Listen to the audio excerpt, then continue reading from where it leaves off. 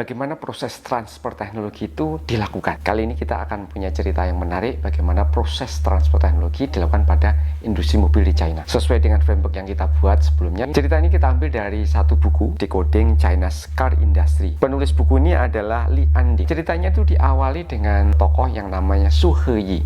Nah, Pak Su Heyi ini menjadi chairman dari perusahaan mobil BAIC, sekarang lebih dikenal Beijing Automotive Group. BAIC itu sangat sukses menjalin kerjasama joint venture dengan Hyundai, jadi bisa memproduksi mobil yang banyak dan menghasilkan keuntungan. Pada tahun 2008-2009 itu ada keinginan dari BAIC untuk memproduksi mobil sendiri atau indigenous brand. Kemudian dimulailah mencari partner dari luar negeri untuk melakukan kerjasama teknologi. Beberapa kali dicoba, gagal, tidak berhasil. Salah satu yang menjadi penyebabnya adalah keengganan perusahaan dari luar negeri untuk bekerja sama dengan perusahaan BUMN. Pada awal 2009 mendengar salah satu perusahaan mobil GM yang di Swedia, yaitu Saab, itu mengalami kesulitan keuangan. Kali ini BAIC itu punya strategi. Kalau sebelumnya dia maju sendiri, kali ini dia bekerja sama dengan perusahaan lokal namanya Koenigsegg, ini produsen mobil sport. Jadi BAIC itu membeli saham Koenigsegg 20%, terus kemudian Koenigsegg yang akan menegosiasi dengan Saab untuk membeli teknologinya. Perjanjian sederhana, BAIC hanya akan membeli teknologi mobil terbaru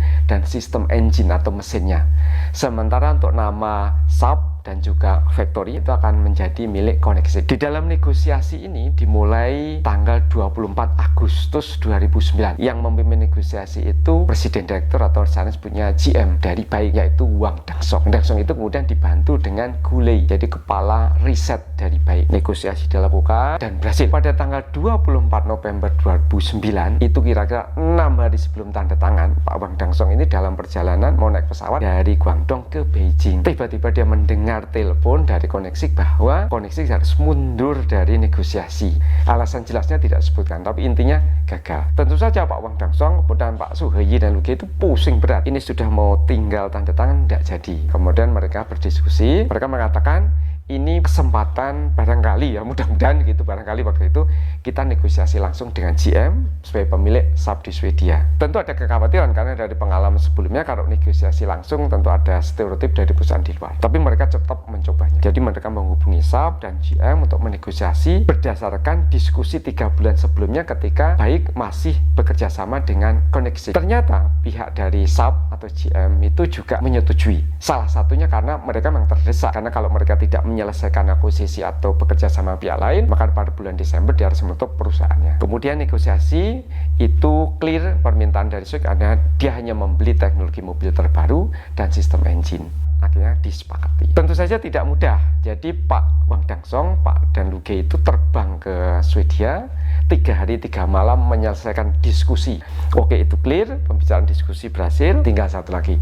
GM harus meminta tanda tangan 3 orang. Yang pertama presiden GM di Amerika, kemudian presiden GM Eropa, kemudian presiden GM Swedia, dan yang terpenting harus persetujuan US Treasury atau Departemen Keuangan. Kemudian dilakukan dan pada tanggal 6 Desember 2009 izin itu didapatkan. Wah, semua happy. Tanggal 6 disetujui, kemudian dilakukan finalisasi tanda tangan. Tanggal 11 itu BAIC membayar berapa nilai untuk transfer teknologi itu. Nilainya pada waktu itu 200 juta dolar. Kalau kita rupiahkan waktu itu sekitar tepat 2 triliun. Dengan 2 triliun itu BAIC dapat apa? Nah, Pak Wang Dangsong itu pulang dengan 3,5 ton dokumen, spek, dan puluhan harddisk.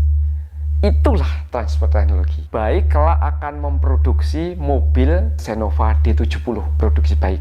Jadi teman-teman, transfer teknologi di zaman sekarang itu tentu tidak seperti di zaman dulu. Jadi produksi mobil satu negara itu bukan berarti membuat dari awal seperti zaman Thomas Alva Edison membuat bola lampu. Nggak ada zaman sekarang.